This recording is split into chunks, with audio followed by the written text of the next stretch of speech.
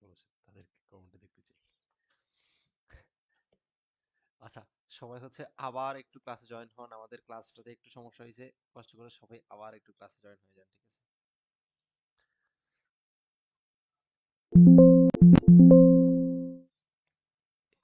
Renew দিব না কাউকে দিব?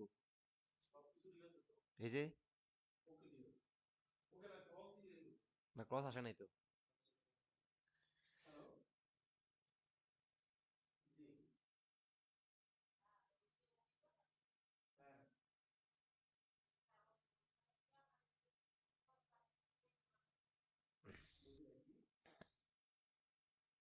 আচ্ছা, এখন কি শোনা যাচ্ছে? এখন কি সাউন্ড আছে নাকি?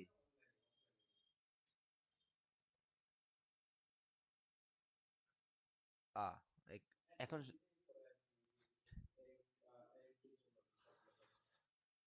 ওকে।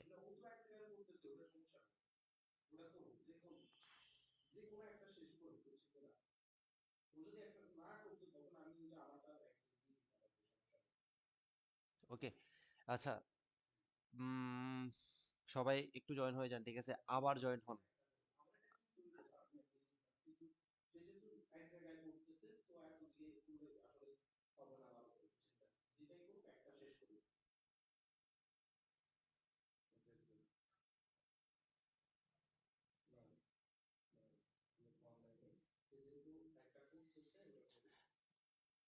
আচ্ছা, সবাই একটু কষ্ট করে আবার জয়েন হয়ে যান, ঠিক আছে? আবার সবাই ক্লাসটা শেয়ার এবং মেনশন করে দেন। এখন এখন মনে হয় আমাকে ক্লিয়ারলি শোনা যাচ্ছে। এখন মনে হয় আমাকে ক্লিয়ারলি শোনা যাচ্ছে, ঠিক আছে? ওকে, সবাই একটু জয়েন হয়ে যান, ঠিক আছে? সবাই একটু কষ্ট করে জয়েন হয়ে যান, ঠিক আছে? মাস্ট জয়েন হয়ে যান, ঠিক আছে? সবাইকে আজকে ক্লাসে উপস্থিত থাকতে হবে।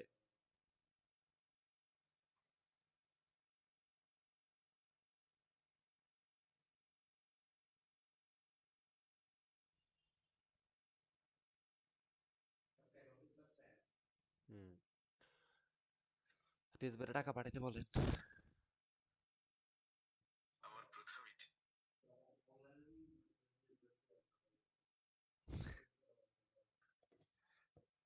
সবাই সবাই আবার একটু ক্লাসে জয়েন হয়ে যান, ঠিক আছে? সবাই হচ্ছে আবার একটু, না হয় কিন্তু আমি আর ক্লাস নিব না, ঠিক আছে? ম্যাক্সিমাম উপস্থিত থাকতে হবে আজকে।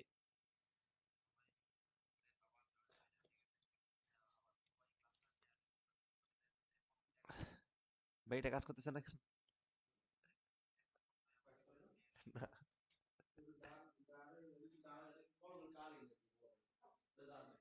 না, না, না, এই যে কাজ করতেছে না।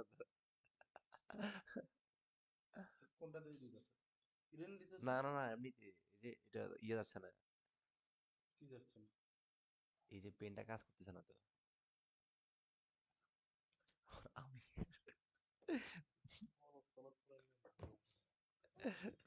আমি তো ফাইলে গেছি, আমি ভুলে গেছি যে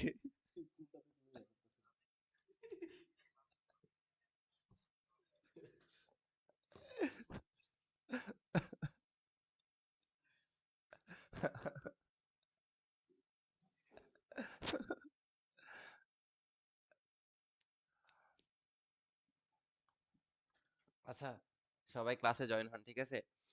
আজকে আজকে ম্যাক্সিমাম স্টুডেন্টকে আজকে উপস্থিত থাকতে হবে, ঠিক আছে? লিস্ট আমাদের যারা পেইড ব্যাচের আছেন তারা হচ্ছে মাস্ট বি হচ্ছে আজকে ক্লাসে প্রেজেন্ট থাকতে হবে। কথা হচ্ছে সোজা, ঠিক আছে? সো সবাই ক্লাসে জয়েন হয়ে যান, ঠিক আছে? আপনাদের তো বলতেছি যে আপনারা ক্লাসগুলো রেগুলার করেন, ঠিক আছে? ক্লাস রেগুলার করলে হবে, ঠিক আছে? একটু কষ্ট করতে হবে লাস্ট মোমেন্টে। আরে ভাই, টেবিলের উপরে বসে বসে ক্লাস করতে কষ্ট, শীতের ভিতরে কম্বল গায়ে দিয়ে বসে ক্লাস করেন, ঠিক আছে? আমরা যদি হচ্ছে ক্লাস নিতে পারি তাহলে আপনারা ক্লাস করতে সমস্যা কি? ফোনের দিকে তাকাই থাকবেন, কোনো প্যারা নাই। আমাকে তো চিল্লাইতে হচ্ছে, ইভেন ঠান্ডায় ক্লাস নিতে হচ্ছে, চিল্লাচিল্লি করতে হচ্ছে, লিখতে হচ্ছে, সবকিছু করতে হচ্ছে। আপনি শুধু জাস্ট ভালো করে মনোযোগ দিয়ে ক্লাসটা দেখবেন, এতটুকুই। কিন্তু এই জিনিসটা যদি করতে কষ্ট হয় তাহলে ইউনিভার্সিটি আপনার জন্য না। হ্যাঁ, বলেন।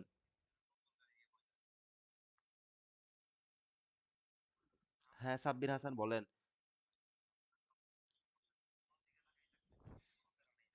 আজকে আমরা অবচয়, ওই যে অবচয়ের আমাদের বাকি ছিল, ঠিক আছে? আমরা অবচয় হচ্ছে খুব সুন্দর করে শেষ করব। খুব সুন্দর করে হচ্ছে আমরা অবচয় শেষ করব।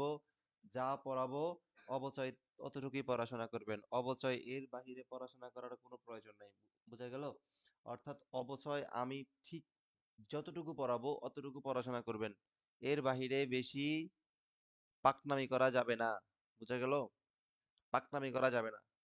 যা পড়াবো তা পড়াশোনা করবেন। যা বলবো তা নোট করবেন। এর বাইরে কিছুই লাগবে না। অবচয় থেকে পরীক্ষায় প্রশ্ন আসবে। বুলেট মিস হবে। অবচয় থেকে পরীক্ষায় প্রশ্ন আসামি ভুল হবে না। অবচয় থেকে পরীক্ষায় প্রশ্ন আসবে, আসবে, আসবে, আসবে। সিওর। কোনো সন্দেহ নাই। অবচয় থেকে পরীক্ষায় প্রশ্ন আসবে। আমি এখন অর্থাৎ আমি কিন্তু যেন ক্লাসের শেষ মুহূর্ত একদম শেষ পর্যন্ত যেন সবাইকে মাস্ট বি ক্লাসে দেখি। ঠিক আছে? সবাইকে যেন মাস্ট বি ক্লাসে দেখি। এটা হচ্ছে এটা হচ্ছে কথা। সবাই সবাই অবশ্যই ক্লাসে থাকবেন মাস্ট। বুঝা গেল? এটা হচ্ছে আমার মূল বেসিক কথা। এটা হচ্ছে আমার মূল এটা হচ্ছে আমার মূল বেসিক কথা যে আপনাদেরকে ক্লাসে থাকতে হবে। 20 ডান, ওকে। শেয়ার মেনশন ডান, ওকে। হ্যাঁ, আর ইউর জন্য। হ্যাঁ, সাব্বির খান, হ্যাঁ, সাব্বির হাসান ক্লাস নিব, কোনো সমস্যা নাই।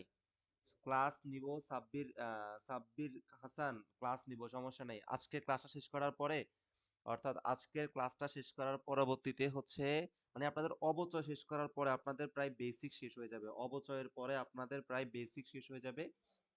এন্ড তখনই হচ্ছে আপনি বাকিটা কন্টিনিউ করবেন। আর মোস্ট কথা হচ্ছে ভাই আর এর জন্য ম্যারাথন ক্লাস ওইরকম প্রয়োজন হবে না। আপনাদেরকে যা পড়াইছি, যা পড়াচ্ছি, যা পড়াইছি আমি কিন্তু সকল ইউনিভার্সিটি কোশ্চেন নিয়ে আলোচনা করতেছি। ওইগুলা শুধুমাত্র স্লাইড গুলা দেখে যান ভাই, আপনি ভালো করবেন। আপনি শুধুমাত্র যদি আমার ক্লাসের স্লাইড গুলো দেখেন, আপনি শুধুমাত্র যদি আমার ক্লাসের স্লাইড গুলাই দেখেন, is enough for Rajshahi university. বুঝছেন? আপনি রাজশাহী ইউনিভার্সিটি বলেন, সকল ইউনিভার্সিটি কিন্তু প্রশ্ন এক। অ্যাকাউন্টিং তো সেম প্রশ্নই করে ভাই। আকাশ থেকে তো প্রশ্ন করে না, আসমান থেকে তো প্রশ্ন করে না। বুঝছেন? সবকিছুই সমান, মানে এত বেশি ডিফারেন্ট ক্রিয়েট করে না আর কি। আমি যা পড়াচ্ছি ওইগুলো মাথায় নেন। ওইগুলো মাথায় নিয়ে কোশ্চেন সমাধান করেন। রাজশাহী ইউনিভার্সিটি প্রিভিয়াস ইয়ারের প্রশ্নগুলো সমাধান করেন। আপনি ভালো করবেন। No doubt about this. বুঝছেন কথা? সো শেষ পর্যন্ত লেগে থাকেন। সমস্যা নাই। অ্যাকাউন্টিং যা ক্লাস করাইছি, যা পিডিএফ দিছি এগুলোই পড়াশোনা করেন। আর আপনাকে হচ্ছে যে আমি গ্রুপে অর্থাৎ গ্রুপে একটা পিডিএফ দিয়ে দিব। গ্রুপে লাস্ট একটা পিডিএফ দিয়ে দিব। ওইটা পড়াশোনা করে গেলে হবে। বুঝছেন? ওইটা পড়াশোনা করে গেলে হবে। বুঝতে পারছেন সাব্বির হাসান? সবাইকে ফার্স্ট টু লাস্ট শেষ পর্যন্ত ক্লাসে থাকতে হবে। আমরা শুরু করতে যাচ্ছি। আমরা ক্লাস শুরু করতে যাচ্ছি। ঠিক আছে? ক্লাস শুরু করতেছি। ওকে।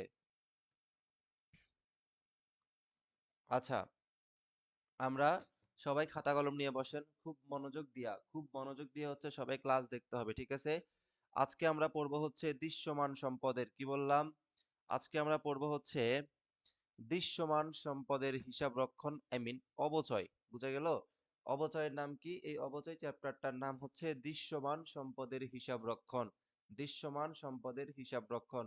আচ্ছা, তাহলে মনে রাখতে হবে আমরা স্থায়ী সম্পদের উপর অবচয় ধরি। কি ধরি? আমরা স্থায়ী অর্থাৎ স্থায়ী সম্পদের উপর আমরা কি ধরি? আমরা অবচয় ধরি। নোট ডাউন করতে হবে। কার উপর অবচয় ধরি আমরা? আমরা স্থায়ী সম্পদের উপর অবচয় ধরি। স্থায়ী সম্পদের উপর আমরা অবচয় ধরি। বুঝা গেল? তাহলে স্থায়ী সম্পদের উপরে আমরা কি ধরি? আমরা হচ্ছে অবচয় ধরি। বুঝা গেল? আচ্ছা। এরপরে আমাদেরকে অবচয় নিয়ে একটু ডিটেইল জানতে হবে। মানে হচ্ছে আপনাদেরকে স্থায়ী সম্পদ নিয়ে একটা ডিটেইল জানতে হবে। বুঝছেন? আচ্ছা। এখন আমরা স্থায়ী সম্পদ নিয়ে পড়বো। কি পড়বো? আমরা হচ্ছে এখন স্থায়ী সম্পদ নিয়ে পড়বো। কি পড়বো? যে স্থায়ী সম্পদ কাকে বলে? আমরা এখন এই জিনিসটা পড়বো যে স্থায়ী সম্পদ কাকে বলে। ওকে। খেয়াল করেন, খুব ভালো করে বুঝেন। যেই সকল সম্পদ দীর্ঘমেয়াদের জন্য অর্জন করা হয়। কি করা হয়? অর্জন করা হয়। দীর্ঘমেয়াদ। কি বললাম? দীর্ঘমেয়াদ। তার মানে কি হবে? ১ থেকে ৫ বছর মানে হচ্ছে ১ বছর। হিসাব বিজ্ঞানে ১ বছরের বেশি যেই জিনিসটা হবে সেটাই দীর্ঘমেয়াদ। বুঝা গেল? ১ বছরের বেশি। তার মানে এটাই হচ্ছে দীর্ঘমেয়াদ। তার মানে প্রথম কথা, স্থায়ী সম্পদ কেমন হয় আমরা এখান থেকে কিছু বৈশিষ্ট্য লিখতে পারবো। স্থায়ী সম্পদ কেমন হয় মনে রাখতে হবে, স্থায়ী সম্পদ দীর্ঘমেয়াদী হয়। বোঝা গেল? এখান থেকে আমরা পয়েন্ট লিখবো। স্থায়ী সম্পদ কি হয়? স্থায়ী সম্পদ আমার দীর্ঘমেয়াদী হয়। বোঝা গেল? এবং মুনাফা অর্জনের জন্য ব্যবহৃত হয়। কেন ব্যবহৃত হয়? মুনাফা অর্জনের জন্য ব্যবহৃত হয়। ভালো কথা। তার মানে এই স্থায়ী সম্পদ মুনাফা অর্জনের জন্য ব্যবহৃত হয়। কার জন্য ব্যবহৃত হয়? এই স্থায়ী সম্পদ মুনাফা অর্জনের জন্য ব্যবহৃত হয়। মুনাফা অর্জন থাকতে হবে। ওকে। এবং পুনঃবিক্রয়ের জন্য ক্রয় করা হয় না। মোস্ট ইম্পর্টেন্ট, পুনঃবিক্রয়ের জন্য ক্রয় করা হয় না। তার মানে এখান থেকে বোঝা গেল যে স্থায়ী সম্পদ পুনঃবিক্রয় মানে কি? পুনঃবিক্রয় মানে হচ্ছে আপনি একটা সম্পদ প্রথমত নিজে ক্রয় করলেন। ক্রয় করার পরে আপনি সেটাকে আবার আরেকজনের কাছে বিক্রয় করে দিলেন। এটাকে বলা হয় পুনঃবিক্রয়। তার মানে আপনাকে মাথায় ঢুকাই ফেলতে হবে যে পুনঃবিক্রয়ের জন্য স্থায়ী সম্পদ ক্রয় করা হয় না। এটা মোস্ট ইম্পর্টেন্ট। স্থায়ী সম্পদ পুনঃবিক্রয় হয় না। কি হয় না? স্থায়ী সম্পদ পুনঃবিক্রয় হয় না। বুঝা গেল? তাকে স্থায়ী সম্পদ বলে। তাকে কি বলে? তাকে স্থায়ী সম্পদ বলে। তার মানে স্থায়ী সম্পদের যে বৈশিষ্ট্য এগুলা বুঝতে পারছেন? একটু আমাকে কমেন্ট করে জানান যে ভাইয়া স্থায়ী সম্পদের যে বৈশিষ্ট্য এই বৈশিষ্ট্যগুলো বুঝতে পারছি। ঠিক আছে? যদি এই বৈশিষ্ট্যগুলো বুঝতে পারেন আমি পরবর্তীতে চলে যাব। ঠিক আছে? তার মানে স্থায়ী সম্পদ কাকে বলে বা স্থায়ী সম্পদের বৈশিষ্ট্য ক্লিয়ার কিনা? স্থায়ী সম্পদ কাকে বলে বৈশিষ্ট্য ক্লিয়ার কিনা একটু জানান। এটা দীর্ঘমেয়াদী হইতে হবে। এটা মুনাফা অর্জনের জন্য ব্যবহৃত হয়। এটা পুনঃবিক্রয় হয় না। আশা করি ক্লিয়ার। বুঝা গেল? ওকে। এবার আমরা পরবর্তীতে চলে যাই। একটা প্রশ্ন আসছে, ঠিক আছে? একটা প্রশ্ন আসছে ঢাকা বিশ্ববিদ্যালয় 2023-24-এ। কোথায় আসছে? ঢাকা বিশ্ববিদ্যালয় 2023-24-এ একটা প্রশ্ন আসছে। প্রশ্নটা কি? প্রশ্নটা বলছে নিচের কোন বর্ণনা স্থায়ী সম্পদের সঠিক ব্যাখ্যা প্রদান করে? মানে স্থায়ী সম্পদ কাকে বলে? এই জিনিসটাই বলছে। তাহলে খেয়াল করেন কি বলছে? স্থায়ী সম্পদ ক্রয় করা হয় ব্যবসা করার জন্য। আচ্ছা আমাকে বলেন তো এইটা হবে কিনা? এটা হবে না। বলছে স্থায়ী সম্পদ ক্রয় করা হয় ব্যবসা করার জন্য। আমি কি লিখলাম? একটু আগে কি লিখলাম? যে স্থায়ী সম্পদ বিক্রয় করা হয় না। লিখলাম না যে স্থায়ী সম্পদ, এই যে খেয়াল করেন, স্থায়ী সম্পদ বিক্রি করা হয় না, বিক্রি করা হয় না। তার মানে এখানে আনসার কি হবে? খেয়াল করেন বলছে স্থায়ী সম্পদ ক্রয় করা হয় ব্যবসা করার জন্য। এটা কি ব্যবসা করার জন্য হবে? ব্যবসা করার জন্য হবে না, কারণ স্থায়ী সম্পদকে বিক্রয় করা হয় না। যেহেতু বিক্রয় করা হয় না তার মানে ওই স্থায়ী সম্পদ কখনোই ব্যবসা করার জন্য হবে না। বুঝা গেল? ওকে। এর পরেরটা দেখেন, স্থায়ী সম্পদ হচ্ছে ব্যবসা করার জন্য ক্রয়কৃত ব্যয়বহুল দ্রব্য। এটাও হবে না। কেন হবে না? ভাই মনে রাখতে হবে স্থায়ী সম্পদ কখনোই ব্যবসা করার জন্য ব্যবহার করা হবে না। আপনি যেই জিনিসটা ব্যবসা করার জন্য করবেন ওই জিনিসটা অবশ্যই আপনি বিক্রয় করবেন। তাহলে খ নাম্বারটা আনসার হবে না। মনে রাখতে হবে স্থায়ী সম্পদ হচ্ছে এমন দ্রব্য যার ভবিষ্যতে কোনো প্রকার আর্থিক মূল্য থাকে না। মিথ্যা কথা। ভাই মনে রাখতে হবে স্থায়ী সম্পদের ভবিষ্যৎ আর্থিক মূল্য থাকে। স্থায়ী সম্পদের আর্থিক মূল্য অবশ্যই থাকে। তার মানে এটা আমার আনসার হবে না। কি থাকবে? স্থায়ী সম্পদের আর্থিক মূল্য থাকে। ওকে। এরপরে দেখেন স্থায়ী সম্পদের আয়ুষ্কাল দীর্ঘ হয়, এক্স্যাক্টলি দীর্ঘমেয়াদী হয়, সমস্যা নাই। ভবিষ্যতে যার আর্থিক মূল্য থাকে, এক্স্যাক্টলি এটাও ঠিক আছে। এবং যা বিশেষ করে পুনঃবিক্রয়ের উদ্দেশ্যে ক্রয় করা হয় না। Yes, this is the answer. This is the answer. Answer কত হবে? আনসার হবে ঘ নাম্বার। আনসার হবে কত নাম্বার? আনসার হবে ঘ নাম্বার। আমার কথা বুঝতে পারছেন? আমার কথা আনসার হবে কত নাম্বার? আনসার হবে ঘ নাম্বার। বুঝতে পারছেন আমার কথা? এই প্রশ্নটা ক্লিয়ার কিনা বলেন তো? এই প্রশ্নটা ক্লিয়ার কিনা আমাকে একটু বলেন তো, এই প্রশ্নটা ক্লিয়ার কিনা? একটু বলতে হবে যে ভাইয়া এই প্রশ্নটা ক্লিয়ার আছি। ঠিক আছে? এই প্রশ্নটা ক্লিয়ার কিনা একটু বলতে হবে। ওকে। আমরা পরবর্তীতে যাই। পরবর্তীতে আমরা মেইন জিনিসটা পড়াশোনা করব। আমরা এখন মেইন জিনিসটা পড়াশোনা করব। অবচয় নিয়ে পড়াশোনা করব। ঠিক আছে? অবচয়। এই অবচয়ের ইংরেজি নাম হচ্ছে ডেপ্রিসিয়েশন। ইংরেজি নাম কি? ইংরেজি নাম হচ্ছে ডেপ্রিসিয়েশন। বানান ভুল হইলে বইলেন। ঠিক আছে? অবচয়, এই অবচয়ের ইংরেজি নাম কি? ইংরেজি নাম হচ্ছে ডেপ্রিসিয়েশন। ভাই আপনাকে প্রথমত অবচয় জিনিসটা বুঝতে হবে। আমি আপনাকে প্রথমত হচ্ছে হ্যাঁ, এই টপিকটা পড়ানো হয়েছে, এই টপিকটা আমি শেষ করি নাই, এই জন্য আমি প্রথম থেকে পড়াচ্ছি। ফাহামিদা ইসলাম, এই টপিকটা আমি ওই দিন শেষ করতে পারি নাই, তাই এই টপিকটা খুবই ইম্পর্টেন্ট দেখে এই টপিকটা আমি প্রথম থেকে পড়াচ্ছি, বুঝছেন? এই টপিকটা ইম্পর্টেন্ট, এই টপিকটা ইম্পর্টেন্ট দেখে আমি প্রথম থেকে পড়াচ্ছি, বুঝছেন? কারণ ওই দিন আমাদের অনেক স্টুডেন্ট ছিল না, এবং হচ্ছে ওই দিন আমি ক্লাসটা কমপ্লিট করি নাই, পুরাপুরি হচ্ছে ওই দিন আমি ক্লাসটা কমপ্লিট করি নাই, দ্যাটস ওয়াই হচ্ছে আমি এই টপিকটা আবার পড়াচ্ছি, বুঝা গেল? আচ্ছা, অবচয় মনে রাখতে হবে। এই অবচয় জিনিসটা কি? মনে করেন আপনি আপনি মনে করেন 2020 সালে, আপনি মনে করেন 2020 সালে একটা মোবাইল কিনছেন 20,000 টাকা দিয়ে। আপনি 2020 সালে একটা মোবাইল কিনছেন কত টাকা দিয়ে? 20,000 টাকা দিয়ে। এখন মনে করেন আপনি 2026 সাল মনে করেন। এই 2026 সালে আপনি চাইলেই কি এই 20,000 টাকা দিয়ে আপনি এই 20,000 টাকায় আপনি একটা মোবাইল ফোন বিক্রি করতে পারবেন? পারবেন না। অর্থাৎ আপনি 2020 সালে একটা মোবাইল কিনছেন 20,000 টাকা দিয়ে। এখন আপনি চাচ্ছেন যে মোবাইলটা আমি বিক্রি করে দিব। আপনি কি এই 20,000 টাকায় 2026 সালে বিক্রি করতে পারবেন?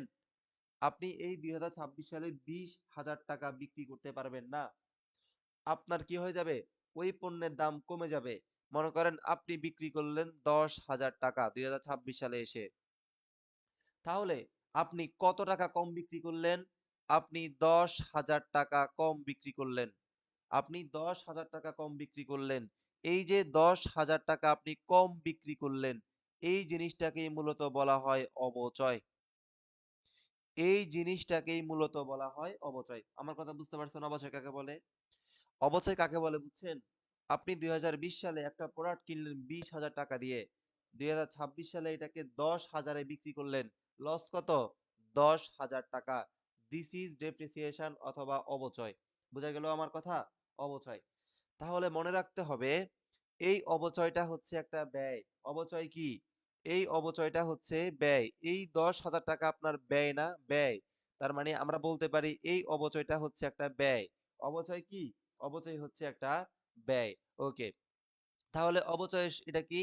যে স্থায়ী সম্পদের ক্রয় মূল্য বা অর্জন মূল্যকে এর ব্যবহারিক জীবনকাল বা আয়ুষ্কালের মধ্যে ব্যয় হিসাবে বন্টন। কোন হিসাবে বন্টন করা? ব্যয় হিসাবে বন্টন করা। তার মানে মনে রাখতে হবে এই অবচয় হচ্ছে একটা ব্যয়। তার মানে আমরা অবচয়কে ব্যয় হিসাবে বন্টন করি। কি হিসাবে বন্টন করি? ব্যয় হিসাবে বন্টন করি। যারা জগন্নাথে পরীক্ষা দিছেন, এই প্রশ্নটা আসছে না যে অবচয় একটা ব্যয় বন্টন প্রক্রিয়া? আসছে না? অবশ্যই আসছে। খুবই গুরুত্বপূর্ণ কথা। তাহলে মনে রাখতে হবে এই যে স্থায়ী সম্পদের কি বললাম? স্থায়ী সম্পদের বার্ষিক খরচ বা চার্জই হচ্ছে অবচয়। ঠিক আছে? এই জিনিসটা মোস্ট ইম্পর্টেন্ট। অর্থাৎ মনে রাখতে হবে আইএস 16 কত? Is 16 international accounting standard is 16 কি 16? আইএস 16 অনুযায়ী স্থায়ী সম্পদকে প্রপার্টি, প্ল্যান্ট এন্ড ইকুইপমেন্ট নামে হিসাবভুক্ত করা হয়। মোস্ট ইম্পর্টেন্ট 3 স্টার প্রশ্ন। কি বললাম? আইএস 16 অর্থাৎ আইএস 16 অনুযায়ী স্থায়ী সম্পদকে আইএস 16 অনুযায়ী স্থায়ী সম্পদকে প্রপার্টি, প্ল্যান্ট এন্ড ইকুইপমেন্ট নামে হিসাবভুক্ত করা হয়। বুঝছেন আমার কথা? ওকে। এরপরে এই প্রশ্নটা জগন্নাথে আসছে, এই প্রশ্নটা অনেক জায়গাতে আসছে, এই প্রশ্নটা কুমিল্লাতে আসছে, এই প্রশ্নটা মোস্ট ইম্পর্টেন্ট, একদম ইম্পর্টেন্ট, ঠিক আছে? যে অবচয় একটি ব্যয় বন্টন, অবচয় একটা ব্যয় বন্টন বা ক্রয় মূল্য বন্টন প্রক্রিয়া। অবচয় একটা ব্যয় বন্টন অথবা ক্রয় মূল্য বন্টন প্রক্রিয়া, বুঝছেন? অবচয় কি? অবচয় জিনিসটা হচ্ছে একটা ক্রয় মূল্য অথবা ব্যয় বন্টন প্রক্রিয়া। ক্লিয়ার? ওকে। এরপরে এটা বুঝতে পারছেন?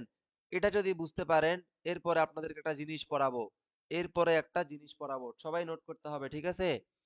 অর্থাৎ সবাই নোট করেন। স্থায়ী সম্পদ ৩ প্রকার। সবাই নোট করতে হবে। স্থায়ী সম্পদ ৩ প্রকার। স্থায়ী সম্পদ কয় প্রকার? স্থায়ী সম্পদ হচ্ছে আপনার ৩ প্রকার। নাম্বার 1, নাম্বার 1 স্পর্শনীয়, অর্থাৎ যেই জিনিসটাকে আপনি স্পর্শ করতে পারেন, তার মানে স্পর্শনীয় স্থায়ী সম্পদ। ২ নাম্বার অদৃশ্যমান।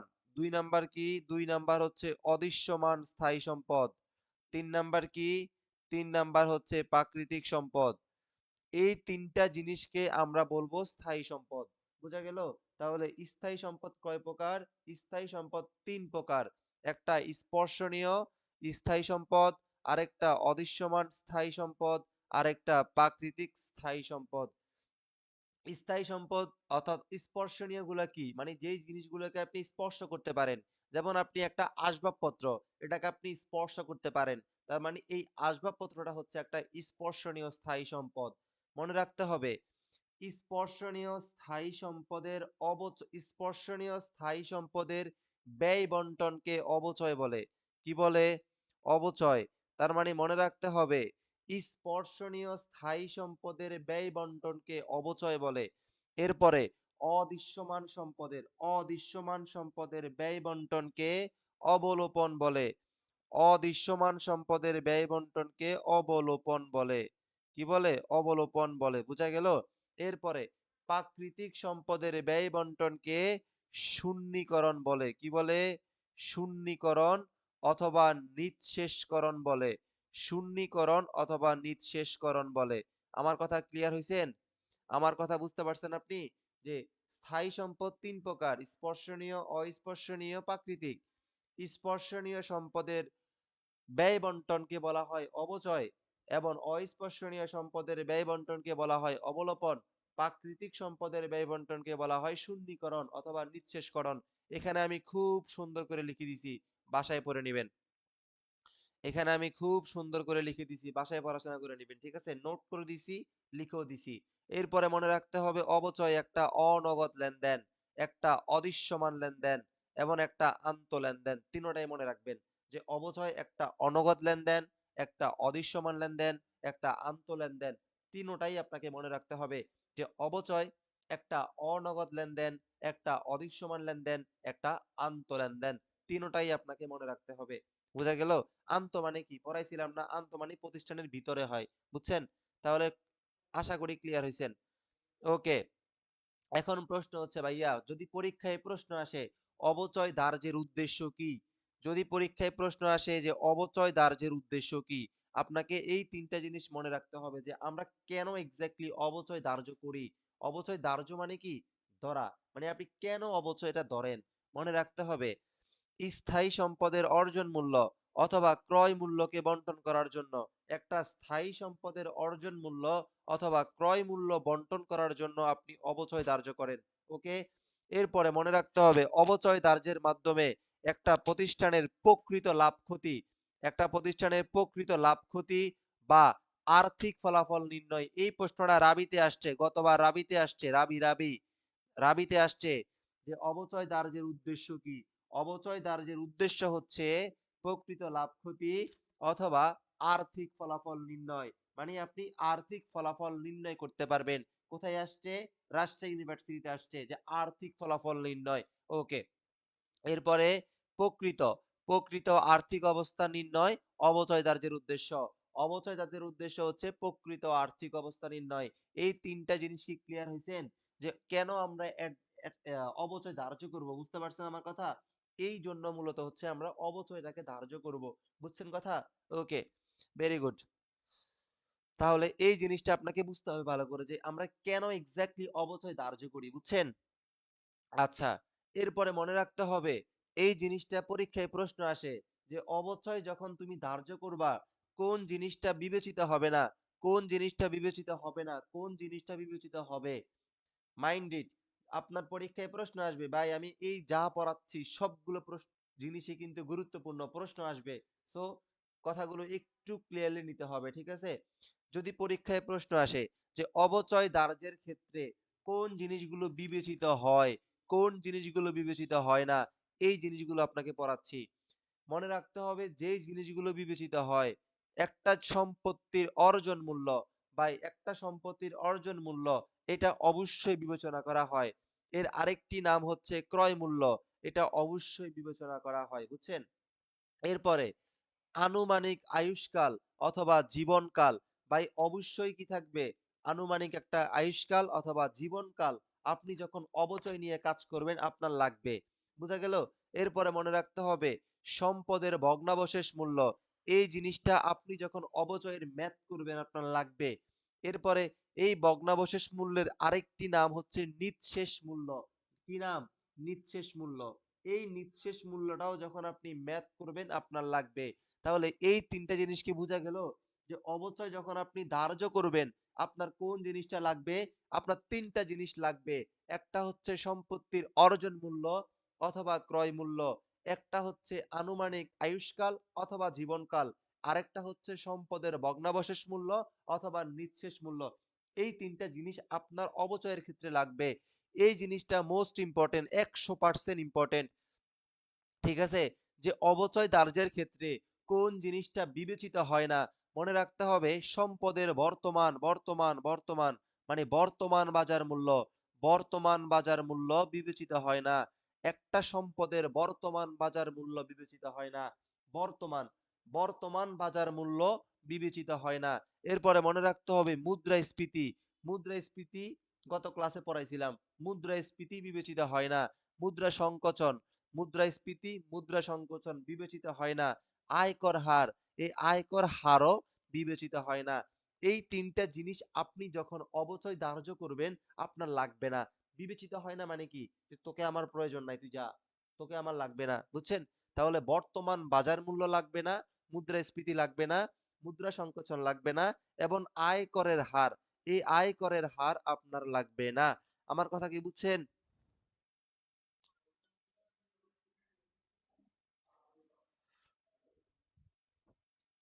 এই ক্লিয়ার কিনা? সবাই দেখি কমেন্ট-টমেন্ট অফ করে দিছেন। কেন? সবাই তো কমেন্ট করতে হবে। সবাই হালকা পাতলা কমেন্ট করতে হবে না? আপনারা ক্লিয়ার হইছেন কিনা আমি জানতে হবে তো।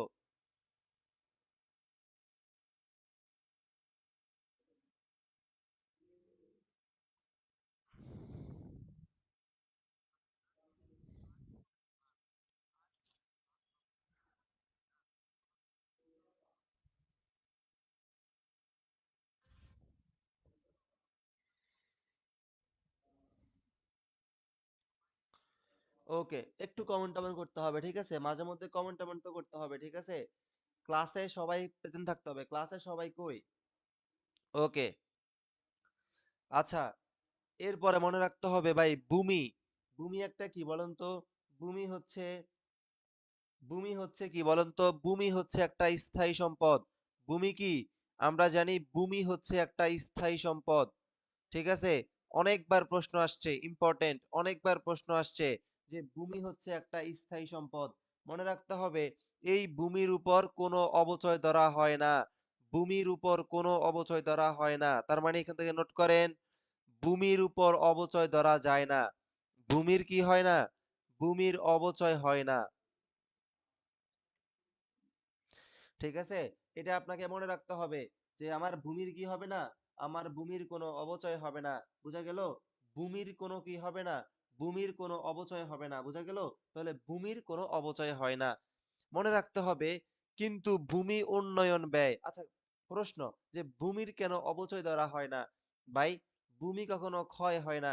আপনি জীবনে দেখছেন জায়গার দাম কখনো কমছে?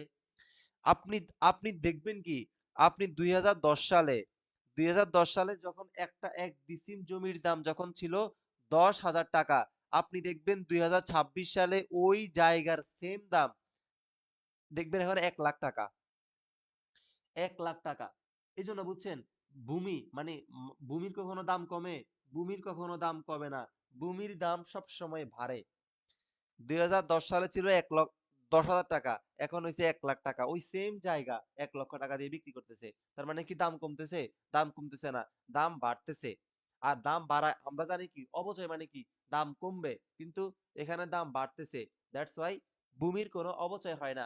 প্রশ্ন হচ্ছে কেন হয় না? এই যে কারণ এর কোনো কি নাই? আয়ুষ্কাল বা জীবনকাল নাই। এইজন্য ভূমির কি হয় না? অপচয় ধরা হয় না। বুঝা গেল? তবে, তবে আমরা ভূমির উন্নয়ন করি না। আপনি একটা নতুন জায়গা জমি কিনছেন। কেনার পরে আপনি কি করলেন? আপনি চারপাশে বেড়া দিলেন। চারপাশে আপনি বেড়া দিলেন। মানুষ বেড়া দেয় না চারপাশে? যখন একটা নতুন জায়গা কিনে, দেখবেন চারপাশে পুরা সীমানা দিয়ে দেয়, সীমানা। ওই সীমানাটাকে বলা হয় ভূমি উন্নয়ন ব্যয়। ওই সীমানাকে বলা হয় ভূমি উন্নয়ন ব্যয়। ভাই ভূমির উন্নয়ন ব্যয়ের অবচয় আছে, কিন্তু ভূমির কোনো অবচয় নাই। ভূমির কোনো কি নাই? অবচয় নাই। ভূমির উন্নয়ন ব্যয়ের অবচয় আছে। ক্লিয়ার কথা? আমার কথা আমার কথা ক্লিয়ার হয়েছেন? ওকে। ভাই আমার কথা ক্লিয়ার কিনা এটা একটু লিখতে হবে, কমেন্ট করতে হবে, ঠিক আছে? আমি যখন বলবো যে ক্লিয়ার কিনা তখন কমেন্ট করতে হবে, ঠিক আছে? আমি যখন বলবো ক্লিয়ার কিনা তখন কমেন্ট করতে হবে, ঠিক আছে? আচ্ছা, এই জিনিসটা এই জিনিসটা ইম্পর্টেন্ট, মোস্ট ইম্পর্টেন্ট। এই জিনিসটা মোস্ট ইম্পর্টেন্ট, বিবিআই, বিবিআই, ঠিক আছে? পার্থক্য দেখাবো। এই জিনিসটা ভেরি ভেরি ইম্পর্টেন্ট, মনে রাখতে হবে। আপনি যখন অবচয় ধার্য করবেন, অবচয় ধার্যের ক্ষেত্রে অবচয় ধার্যের ক্ষেত্রে প্রথম বছরে অবচয় সবচেয়ে কম, অবচয় সবচেয়ে কম দেখাবে সরল রৈখিক পদ্ধতিতে। মোস্ট ইম্পর্টেন্ট, প্রথম বছর অবচয় কম সরল রৈখিক পদ্ধতিতে। প্রথম বছর অবচয় কম কোন পদ্ধতি? সরল রৈখিক। সবাই কমেন্ট করেন তো, সবাই কমেন্ট করতে হবে, সবাই কমেন্ট করুন। প্রথম বছর প্রথম বছর অবচয় কম কোন পদ্ধতি? সবাই জোরে সোরে কমেন্ট করতে হবে যে সরলরৈখিক পদ্ধতি। সবাই কমেন্ট করে লিখেন, সবাই লিখেন যে সরলরৈখিক পদ্ধতিতে। তাহলে প্রথম বছর অবচয় কম কোন পদ্ধতি? সরলরৈখিক। কোন পদ্ধতি? সরলরৈখিক। কোন পদ্ধতি? সরলরৈখিক। কমেন্ট করেন সবাই। জিকির করতে হবে মাঝে মধ্যে, বুঝছেন? মাঝে মধ্যে হচ্ছে একটু জিকির টিকির করতে হবে, না হয়তো হবে না। মাঝে মধ্যে হচ্ছে একটু জিকির টিকির করবেন, ঠিক আছে? যে সরলরৈখিক, সরলরৈখিক, সরলরৈখিক, ঠিক আছে? তাহলে অবচয় দার্যের ক্ষেত্রে প্রথম বছরে অবচয় সবচেয়ে কম দেখাবে কোন পদ্ধতি? সরলরৈখিক পদ্ধতি। ক্লিয়ার? আচ্ছা ভাই, আমার কথা হচ্ছে অবচয় কম, অবচয় কম, অবচয় কম মানে কি? অবচয় কম, ভাই অবচয় কম মানে কি? অবচয় কি ব্যয় না? অবচয় কি ব্যয় না? তার মানে ব্যয় কম। অবচয় কম তো ব্যয় কম, অবচয় কম তো ব্যয় কম। ওকে। আচ্ছা ভাই, আমাকে বলেন তো, আপনার যদি ব্যয় কম হয় আপনার আয় বেশি হবে না? এটা তো কমন সেন্স। যদি আপনার কি হয়, যদি আপনার ব্যয় কম হয় তাহলে কি হয়? আয় বেশি হবে না? আর আয়ের সাথে কার সম্পর্ক? আয়ের সাথে সম্পর্ক হচ্ছে মালিকানা সত্ত্ব। আপনার যখন আয় বৃদ্ধি পাবে তখন আপনার মালিকানা সত্ত্ব বৃদ্ধি পাবে না? অবশ্যই আপনার মালিকানা সত্ত্ব বৃদ্ধি পাবে। বুঝা গেল আমার কথা? যখন আপনার আয় বৃদ্ধি পাবে আপনার মালিকানা সত্ত্ব বৃদ্ধি পাবে। ওকে। আচ্ছা, আমাকে বলুন তো, যত বেশি আপনার আয় হবে আপনাকে কি আয়কর বেশি দেওয়া লাগবে না? অবশ্যই আপনাকে আয়কর বেশি দেওয়া লাগবে। বুঝছেন আমার কথা? তাহলে যদি পরীক্ষায় প্রশ্ন আসে অবচয় দার্জের কোন পদ্ধতিতে প্রথম বছরে কর বেশি দিতে হবে, সবাই আমাকে কমেন্ট করেন তো এটা। সবাই আমাকে এটা তাহলে বলেন তো, সবাই অবচয়ের কোন পদ্ধতিতে প্রথম বছর কর সবচেয়ে বেশি দিতে হবে? কমেন্ট করেন সবাই। যদি এটা আসে, পারা যাবে না? এটা অবশ্যই পারা যাবে। যদি পরীক্ষায় প্রশ্ন আসে অবচয়ের কোন পদ্ধতিতে প্রথম বছর ব্যয় কম দেখাবে? সরলরৈখিক। যদি পরীক্ষায় প্রশ্ন আসে প্রথম বছর কোন পদ্ধতিতে নিট লাভ বেশি দেখাবে? নিট লাভ, তাহলে কি হবে? সরলরৈখিক। মালিকানা সত্ত্ব বেশি দেখাবে? সরলরৈখিক। কর দিতে হবে বেশি? সরলরৈখিক। বুঝছেন আমার কথা? ওকে। এরপরে এরপর আমরা পরবর্তীতে চলে যাই। কি বলছে? অবচয় দাহ্যের ক্ষেত্রে প্রথম বছরে অবচয় সবচেয়ে বেশি দেখাবে, অবচয় সবচেয়ে বেশি দেখাবে ক্রমহ্রাসমান জের পদ্ধতিতে। বুঝা গেল? তাহলে অবচয় যদি বেশি দেখাবে, অবচয় বেশি কোন পদ্ধতি? ক্রমহ্রাসমান পদ্ধতি। কোন পদ্ধতি? ক্রমহ্রাসমান পদ্ধতি। তাহলে অবচয়, আমাকে বলুন তো, অবচয়ের কোন পদ্ধতিতে প্রথম বছরে সবচেয়ে বেশি অবচয় দেখাবে? কোন পদ্ধতি? ক্রমহ্রাসমান পদ্ধতি। কোন পদ্ধতি? ক্রমহ্রাসমান পদ্ধতি। ওকে ভাই, আমাকে বলুন তো, অবচয় বেশি, অবচয় বেশি মানে কি? অবচয় একটা কি হিসাব? অবচয় একটা ব্যয় হিসাব। তার মানে অবচয় বেশি এর মানে কি? এর মানে হচ্ছে ব্যয় বেশি। এর মানে কি? এর মানে হচ্ছে ব্যয় বেশি। যদি ব্যয় বেশি হয়, ভাই সহজ কথা, আপনার প্রতিষ্ঠানে ব্যয় বেশি হইছে তাহলে নিট লাভ কম হবে, নিট লাভ কম হবে। আর নিট লাভ কম হইলে মালিকানা সত্ত্ব কম হবে। যদি আপনার আয় কম তার মানে আপনার আয় করও কম দিতে হবে। আয়কর কি দিতে হবে? কম দিতে হবে। কারণ মনে রাখতে হবে আপনার আয় যত বেশি, মনে রাখতে হবে আয় যত বেশি, আয় বেশি তো কর বেশি। আয় কম, আয় কম মানে যদি আপনার আয় কম হয় আপনার করও কি হবে? আপনার করও কম হবে। বুঝছেন আমার কথা? পার্থক্যটা বুঝতে পারছেন? যে আয়ের সাথে পার্থক্য বুঝতে পারছেন? আশা করি বুঝতে পারছেন। ঠিক আছে? এই জিনিসটা ইম্পর্টেন্ট জিনিস পড়াইলাম। এখান থেকে পরীক্ষায় প্রশ্ন আসবে যে অবচয়ের কোন পদ্ধতিতে প্রথম বছরে কর কম দিতে হয়? কর কম মানে কি? আয় কম। আয় কম মানে কি? আয় কম মানে কি? ব্যয় বেশি। ব্যয় বেশি কোন পদ্ধতি? ক্রমহ্রাসমান পদ্ধতি। বুঝা গেল? ওকে। যদি বুঝতে পারেন, যদি বুঝতে পারেন এবার আমরা কিছু গুরুত্বপূর্ণ তথ্য, খুবই গুরুত্বপূর্ণ, ঠিক আছে? যা পড়াচ্ছি ইম্পর্টেন্ট, খুবই গুরুত্বপূর্ণ তথ্যগুলো জানতে হবে। উৎপাদন একক পদ্ধতি, অবচয়ের ৪ নাম্বার পদ্ধতি, অবচয়ের ৪ নাম্বার পদ্ধতির নাম হচ্ছে উৎপাদন একক পদ্ধতি। মনে রাখতে হবে উৎপাদন একক পদ্ধতিতে, মনে রাখতে হবে উৎপাদন একক পদ্ধতিতে অবচয় ধার্য করতে সময়, সময় অথবা আয়ুষ্কালের প্রয়োজন হয় না। সময় অথবা আয়ুষ্কালের প্রয়োজন হয় না। বুঝা গেল? তাহলে মনে রাখতে হবে কোন পদ্ধতিতে সময় লাগে না। সবাই কমেন্ট করেন তো যে কোন পদ্ধতিতে সময়ের প্রয়োজন নাই। কমেন্ট করতে হবে। Comment, comment. Drop your comment. এই কমেন্ট ড্রপ করেন তো একটু।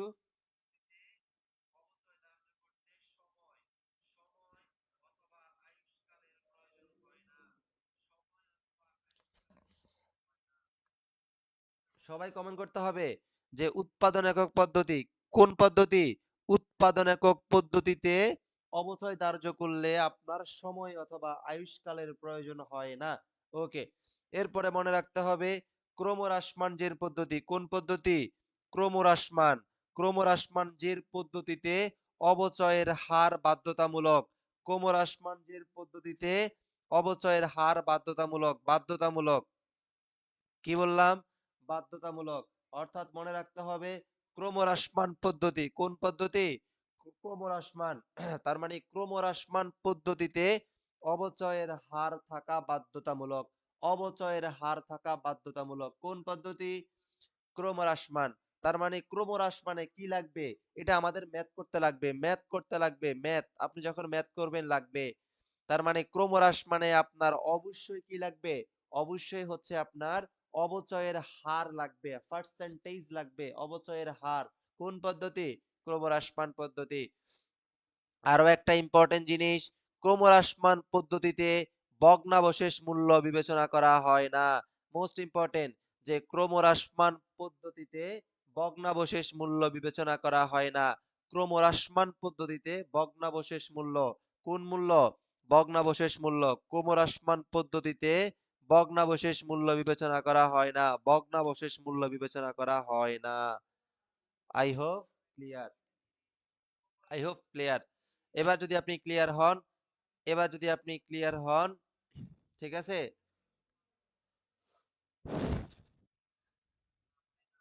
এবার যদি আপনি ক্লিয়ার হন, এবার যদি আপনি ক্লিয়ার হন, তাহলে আমাকে এই প্রশ্নটা আনসার করতে হবে। সবাই আনসার শুরু করেন। সবাই আনসার করা শুরু করেন। এবার আমরা উড়াধুরা সমাধান করব। উড়াধুরা। সবাই কমেন্ট, সবাই আনসার করতে হবে। আমি সবার থেকে আনসার চাই। আমি সবার কমেন্ট চাই। আমি যারা ক্লাস করতেছেন সবার উত্তর চাই।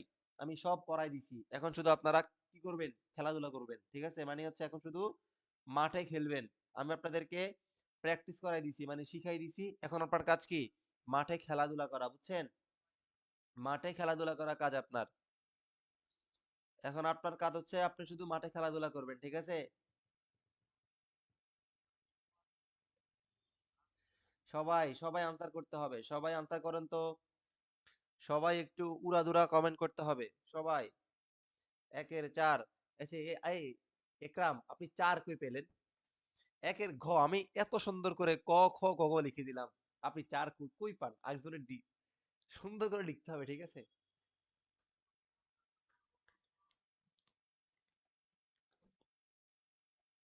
হ্যাঁ, ঘ, ঘ। আচ্ছা, আচ্ছা, আচ্ছা ঠিক আছে। Very good. ওকে। খেয়াল করেন। অবচয়ের এই যে ভালো করে বুঝেন, এবার সবাই ভালো করে বুঝতে হবে। সমন্বয়, ভাই সমন্বয় মানে কি জানেন? সমন্বয় মানে হচ্ছে অবচয় ধার্য করা।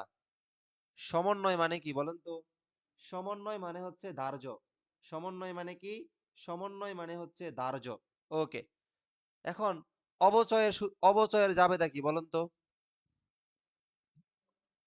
অবচয়, অবচয় সমন্বয় মানে অবচয় সমন্বয় মানে কি? অবচয় ধরা। অবচয় সমন্বয় মানে কি?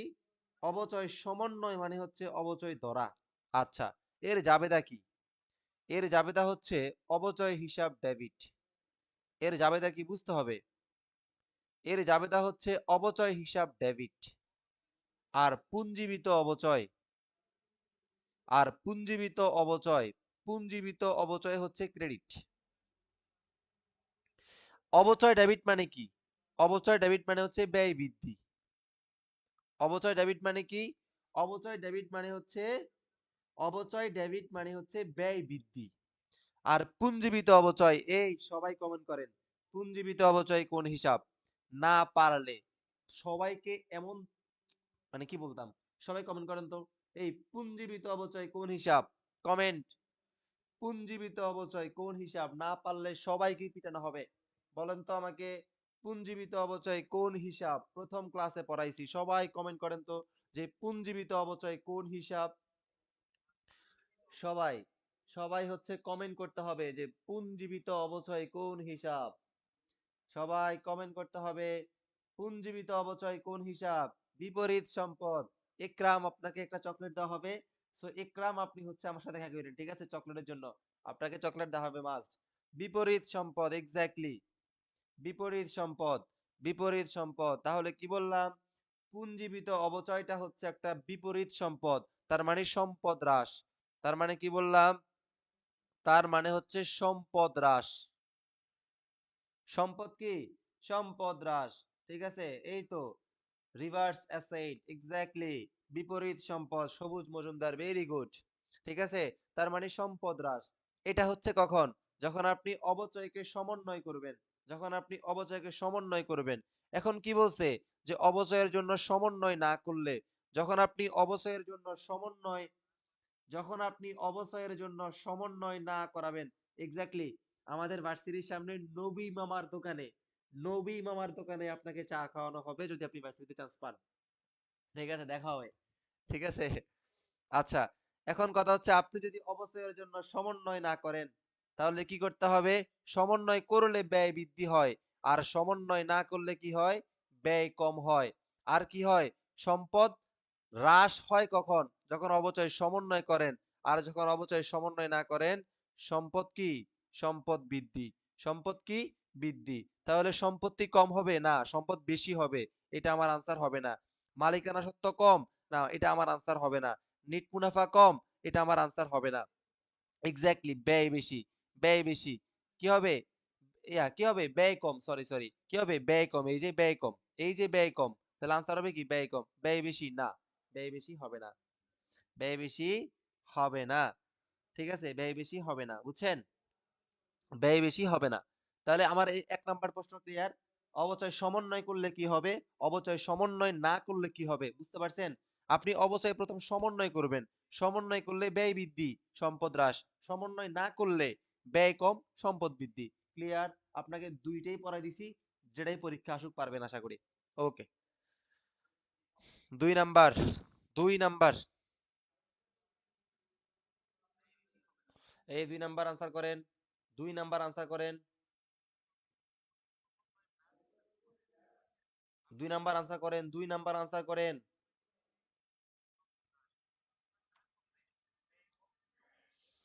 এই সবাই ২ নাম্বার আনসার করেন। কি বলছে? অবচয় দার্যের কোন পদ্ধতিতে প্রথম বছর অবচয় সবচেয়ে কম? অবচয় প্রথম বছর সবচেয়ে কম। ফাহমিদা ইসলাম ২ এর এ, ইকরাম ২ এর এ। আচ্ছা, অবচয় দার্যের কোন পদ্ধতি? তালহা জামান এ। অবচয় দার্যের কোন পদ্ধতিতে প্রথম বছর অবচয় সবচেয়ে কম দেখাবে? আমরা একটু আগে পড়লাম, প্রথম বছর অবচয় কম, সরল রৈখিক পদ্ধতি। কোন পদ্ধতি? সরল রৈখিক পদ্ধতি। একটু আগে পড়াশোনা করে আসছি। একটু আগে আমরা পড়াশোনা করে আসছি যে প্রথম বছর অবচয় সবচেয়ে কম কোন পদ্ধতি? সরল রৈখিক পদ্ধতি। বুঝা গেল? একটু আগে পড়াশোনা করে আসছি।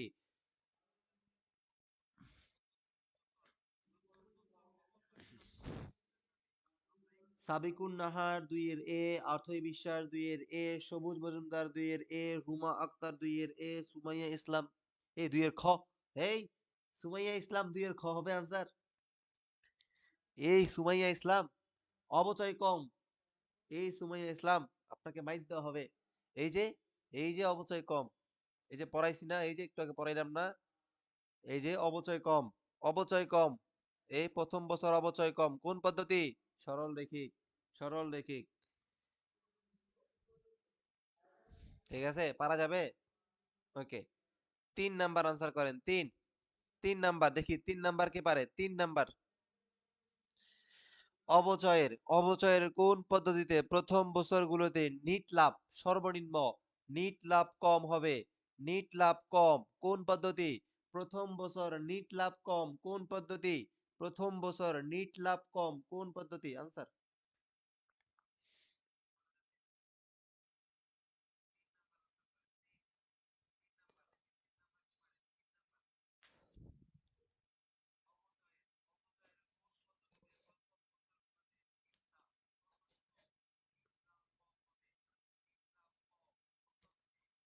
ওকে ভাই, খেয়াল করেন, নিট লাভ কম। আমরা জানি নিট লাভ কম মানে কি? নিট লাভ কম মানে কি? ব্যয় বেশি। নিট লাভ কম মানে কি? ব্যয় বেশি। আর ব্যয় বেশি কোন পদ্ধতি? ব্যয় বেশি হচ্ছে ক্রমহ্রাসমান পদ্ধতি। কোন পদ্ধতি? ক্রমহ্রাসমান পদ্ধতি। আমার কথা বুঝছেন? ব্যয় বেশি মানে কি? ক্রমহ্রাসমান পদ্ধতি। আচ্ছা, আমার একটা প্রশ্ন আছে আপনাদের কাছে।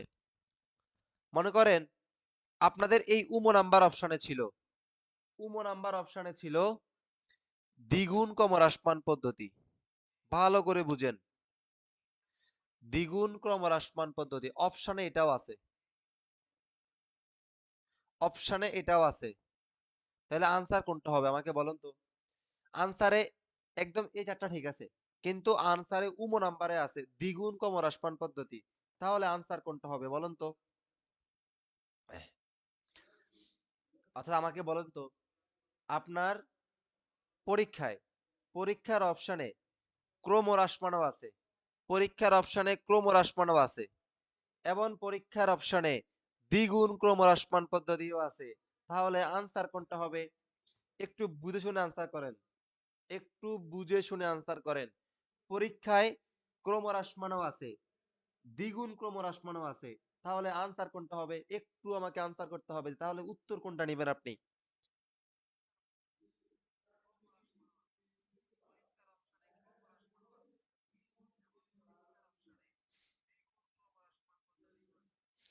এক্স্যাক্টলি। তাইলে ই হবে, উমো নাম্বার হবে, তাহলে দ্বিগুণ হবে। ভেরি গুড, এই তো আনসার করতে পারছেন। তাহলে আমরা বলতে পারি তখন কিন্তু ক্রমহ্রাসমান হবে না, তখন হবে দ্বিগুণ ক্রমহ্রাসমান পদ্ধতি। তার কারণ মনে রাখতে হবে, এই ক্রমহ্রাসমানের আরেকটি নাম হচ্ছে দ্বিগুণ ক্রমহ্রাসমান পদ্ধতি। যখন পরীক্ষার অপশনে ক্রমহ্রাসমানও থাকবে, দ্বিগুণ ক্রমহ্রাসমানও থাকবে, তখন আপনাকে আনসার করতে হবে দ্বিগুণ ক্রমহ্রাসমান পদ্ধতি। আনসার করতে হবে কি? আনসার করতে হবে দ্বিগুণ ক্রমহ্রাসমান পদ্ধতি। বোঝা গেছে আমার কথা? তাহলে আপনাকে আনসার করতে হবে দ্বিগুণ ক্রমহ্রাসমান পদ্ধতি। ওকে, ৩ নাম্বার আনসার করতে হবে। সবাই ৩ নাম্বার আনসার করেন তো। অবচয় একটা কি? অবচয় কি? সবাই আনসার করেন। ৩ নাম্বারটা কতবার আসছে? এটা না হইলে ৩০ থেকে ৪০ বার বিশ্ববিদ্যালয়ে আসছে, হুবহু আসছে। এবছর জগন্নাথও আসছে। এই বছর এই বছর জগন্নাথ ইউনিভার্সিটিতেও আসছে। তার মানে এটা খুবই ইম্পর্টেন্ট প্রশ্ন যে অবচয় কি? বলেন তো অবচয় কি? অবচয় কোন প্রক্রিয়া? আমরা সবাই জানি অবচয় ক্রয় মূল্য অথবা ব্যয় বন্টন প্রক্রিয়া। অবচয় ক্রয় মূল্য অথবা ব্যয় বন্টন প্রক্রিয়া। আমরা সবাই জানি। হ্যাঁ, ভাইয়া একটা প্রশ্ন, জি প্রশ্ন করেন।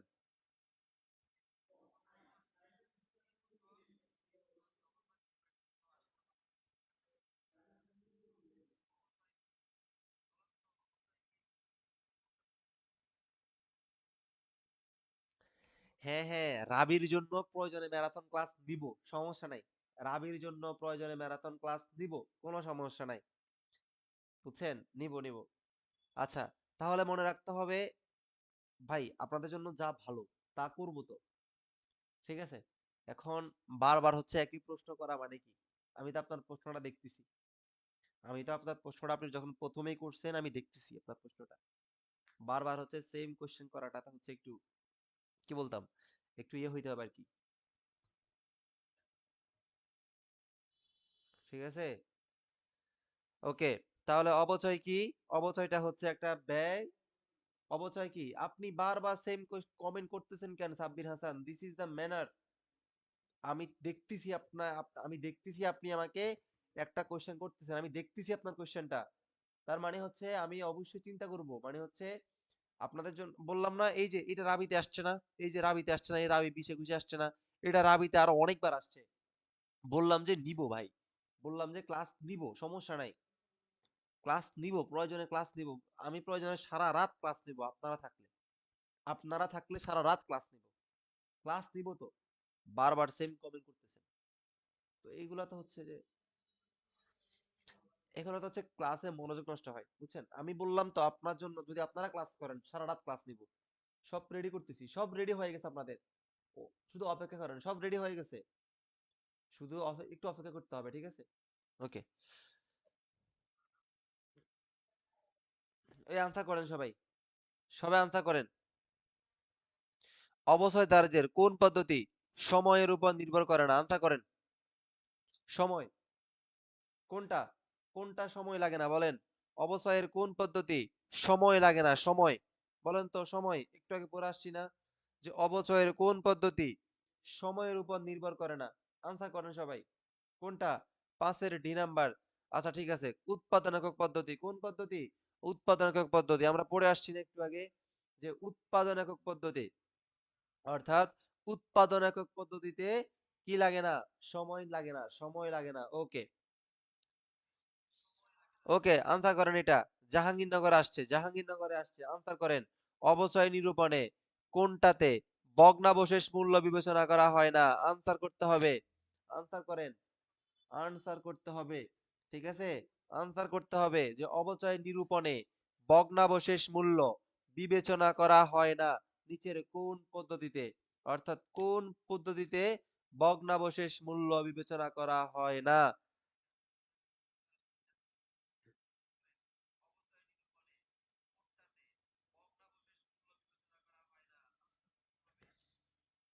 আনসার করেন। কোনটাতে ভগ্নাবশেষ মূল্য লাগে না? একটু আগে পড়াইছিলাম, যা পড়াইছি তাই প্রশ্ন। ঠিক আছে, মনে রাখতে হবে ক্রমহ্রাসমান পদ্ধতি। আমরা সবাই জানি ক্রমহ্রাসমান পদ্ধতিতে ভগ্নাবশেষ মূল্য প্রয়োজন হয় না। ভগ্নাবশেষ মূল্য প্রয়োজন হয় না। ওকে, এরপরে, এরপরে এই প্রশ্নটা একটু গুরুত্বপূর্ণ প্রশ্ন। এই প্রশ্নটা দেখেন একটু। এই যে যারা রাবিতে দিবেন, যারা রাবিতে পরীক্ষা দিবেন, রাবি, তারা এই প্রশ্নটা দেখেন। ঠিক আছে, যারা রাবিতে পরীক্ষা দিবেন এই প্রশ্নটা দেখেন, ঠিক আছে? কি বলছে? যখন আনুমানিক ব্যবহারিক জীবনকাল, জীবনকাল মানে কি? জীবনকাল মানে হচ্ছে আয়ুষ্কাল। জীবনকাল মানে কি ভাই? জীবনকাল মানে হচ্ছে আয়ুষ্কাল। ওকে, পরিবর্তন করার প্রয়োজন হয়, যখন আপনি আয়ুষ্কালকে পরিবর্তন করে দিবেন, তার মানে কি জানেন? তার মানে হচ্ছে 2010 সালে, তার মানে হচ্ছে 2010 সালে আয়ুষ্কাল, 2010 সালে আয়ুষ্কাল ছিল 5 বছর। 5 বছর। তখন আপনি যখন অবচয় নির্ণয় করলেন, আপনার আনসার একটা আসবে। কিন্তু, কিন্তু যখন, যখন আপনি 2026 সালে, 2026 সালে এসে আপনি আয়ুষ্কালকে বৃদ্ধি করলেন, আপনি 2026 সালে এসে আপনি আয়ুষ্কালকে বৃদ্ধি করলেন 10 বছর। তার মানে কি? আপনি আয়ুষ্কালকে পরিবর্তন করলেন। আপনি আয়ুষ্কালকে পরিবর্তন করলেন। ভাই মনে রাখতে হবে, যদি আপনি আয়ুষ্কালকে পরিবর্তন করেন, সবাই নোট, সবাই নোট লেখেন, নোট। সবাই নোট, সবাই একটা নোট লিখেন। সবাই একটা নোট লিখতে হবে, সবাই একটা নোট লিখেন। সবাই নোট লেখেন। যদি আয়ুষ্কাল, যদি আয়ুষ্কাল এবং ভগ্নাবশেষ মূল্য, যদি আয়ুষ্কাল এবং ভগ্নাবশেষ মূল্য পরিবর্তন করা হয়, পরিবর্তন করা হয়, তাহলে চলতি, চলতি মানে কি বর্তমান, চলতি মানে বর্তমান এবং ভবিষ্যৎ মূল্যের পরিবর্তন হবে, ভবিষ্যৎ হিসাবকালের পরিবর্তন হবে, ভবিষ্যৎ হিসাবকালের পরিবর্তন হবে, ভবিষ্যৎ হিসাবকালের পরিবর্তন হবে। আমার কথা বুঝতে পারছেন? ভালো করে নোট করতে হবে। যদি আপনি কখনো একটা প্রতিষ্ঠানের আয়ুষ্কাল এবং ভগ্নাবশেষ মূল্যকে পরিবর্তন করেন, অতীতকালের কোনো পরিবর্তন হবে না। তার মানে অতীতকাল, এই অতীতকালের কোনো পরিবর্তন হবে না, অতীতকালের কোনো পরিবর্তন হবে না, অতীতকালের, অতীতকালের কোনো পরিবর্তন হবে না, অতীতকালের পরিবর্তন হবে না। পরিবর্তন হবে কার? পরিবর্তন হবে চলতি ও ভবিষ্যৎ, চলতি ও ভবিষ্যৎ, শুধু ভবিষ্যৎ হবে না, কোনোটি নয় না, চলতি ও ভবিষ্যৎ। কমেন্ট করেন তো সবাই, যারা রাবিতে পরীক্ষা দিবেন ইম্পর্টেন্ট। এই ইকরাম, ইকরাম ক্লিয়ার, অথই বিশ্বাস ক্লিয়ার, ঠিক আছে? ইকরাম আর অথই বিশ্বাস ক্লিয়ার যে চলতি ও ভবিষ্যৎ হিসাবকালের পরিবর্তন হবে। ওকে, আচ্ছা, চলতি মানে বর্তমান। আচ্ছা, চলতি মানে কি? চলতি মানে হচ্ছে বর্তমান। কিভাবে, কিভাবে সেটা বড় কথা না, যা লিখে দিছি এটাই বড় কথা। আচ্ছা, আমি দেখাচ্ছি কিভাবে পরিবর্তন হয়। ওয়েট, দেখাচ্ছি।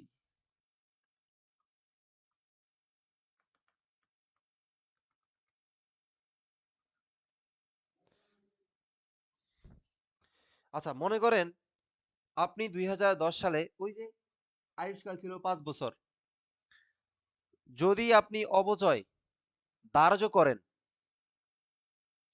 দেখেন 5 বছরের জন্য যখন আপনি করছেন না, তখন আপনার অবচয় ছিল মনে করেন 5,000 ছিল। কিন্তু আপনি এই বছর আইসা, আপনি 2026 সালে এসে আপনি চিন্তা করলেন যে ভাই আমাকে একটু অবচয়, অবচয়ের যে আয়ুষ্কাল এটাকে বৃদ্ধি করতে হবে। বৃদ্ধি করলেন আপনি 10 বছর, মানে সাপোজ আপনি 10 বছরটাকে বৃদ্ধি করলেন, আপনি অবচয়ের 10 বছরকে বৃদ্ধি করলেন। আচ্ছা, বৃদ্ধি করার পরে এই 5,000 টাকায় কি হবে আমারে বলেন তো? আপনার আপনার আনসার কি এই 5,000ই বের হবে? কখনোই বের হবে না। কারণ অবচয়ের যখন আয়ুষ্কাল ছিল 5 বছর, তখন, তখন হচ্ছে আপনার টাকা ছিল মানে অবচয় ছিল 5,000, মানে 5,000 টাকা। কিন্তু 2026 সালে এসে আপনি এই আয়ুষ্কালকে বৃদ্ধি করলেন আরো 5 বছর। তাহলে আমার প্রশ্ন হচ্ছে, আয়ুষ্কাল কি মানে অবচয় সেম থাকবে? এই 5,000 থাকবে? কখনোই থাকবে না।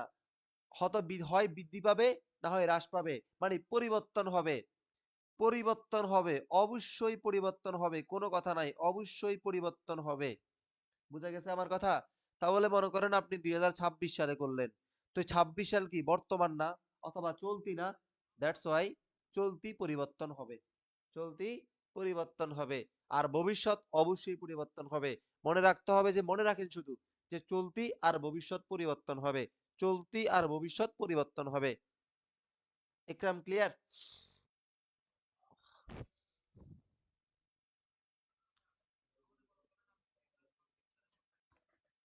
ভাই বুঝছেন?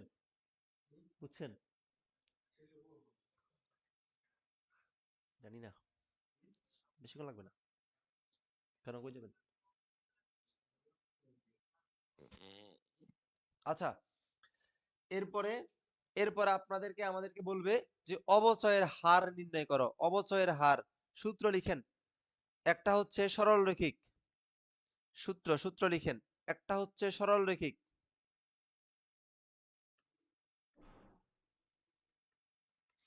যদি আপনাকে সরলরৈখিকে আপনাকে অবচয়ের হার নির্ণয় করতে বলে, উপরে হবে 100, নিচে হবে আয়ুষ্কাল।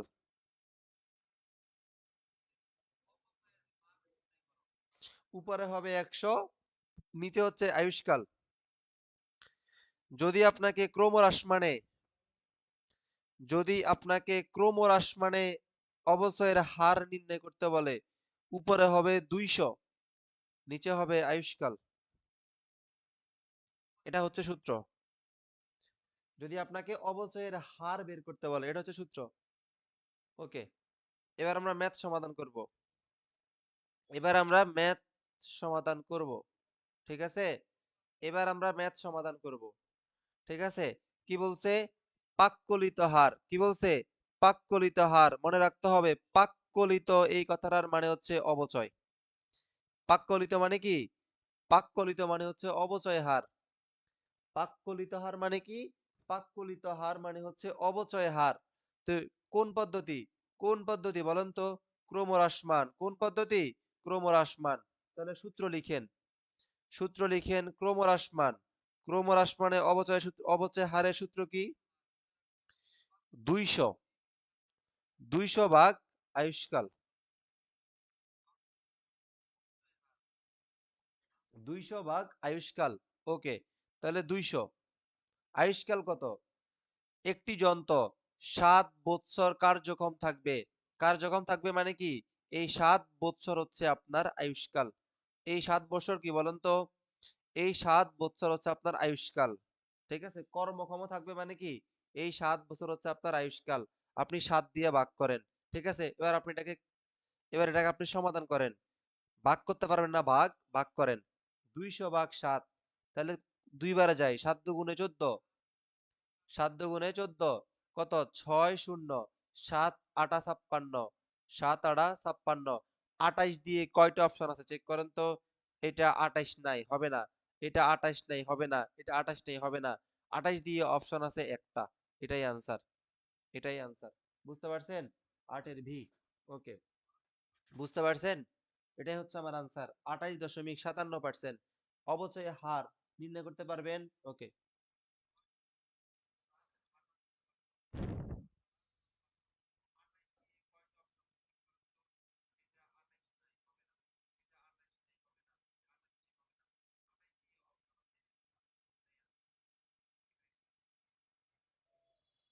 এখানে কিছু প্রশ্ন একটু দেওয়া আছে। আচ্ছা, এবার আমরা অবচয় নির্ণয় করা শিখবো। কি শিখবো? এবার হচ্ছে আমরা অবচয় নির্ণয় করা শিখবো। অবচয় নির্ণয় করা শিখবো। প্রথমত হচ্ছে প্রথমত হচ্ছে সরলরৈখিক পদ্ধতি। কোন পদ্ধতি? আমরা এবার অবচয় নির্ণয় করা শিখবো। কোন পদ্ধতি? সরলরৈখিক পদ্ধতি। সরলরৈখিক পদ্ধতিতে অবচয় নির্ণয় করার সূত্র কি? সূত্র হচ্ছে সূত্র হচ্ছে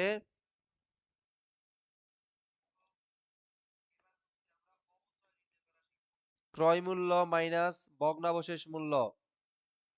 ক্রয় মূল্য মাইনাস ভগ্নাবশেষ মূল্য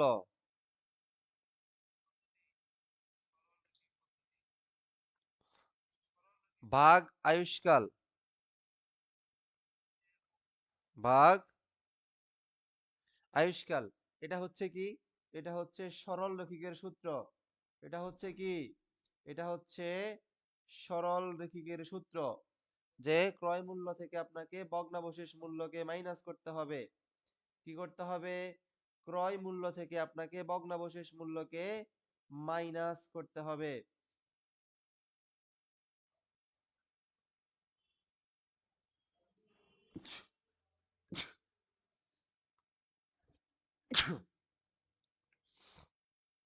ওকে, ক্রয় মূল্য থেকে আপনাকে ভগ্নাবশেষ মূল্যকে মাইনাস করতে হবে, বুঝছেন? এটা কি সরল রৈখিকের সূত্র? ওকে, এবার আমরা ম্যাথ সমাধান করি। এবার আমরা কি করি? ম্যাথ সমাধান করি। কি বলছে? খেয়াল করেন, 2020 সালে 2020 সালে অবচয় কত টাকা? তার মানে আপনাকে 2020 সালের অবচয় নির্ণয় করতে বলছে। ঠিক আছে? আপনি প্রথম দেখবেন, প্রথম কাজ কি? প্রথম কাজ হচ্ছে আপনার দেখা।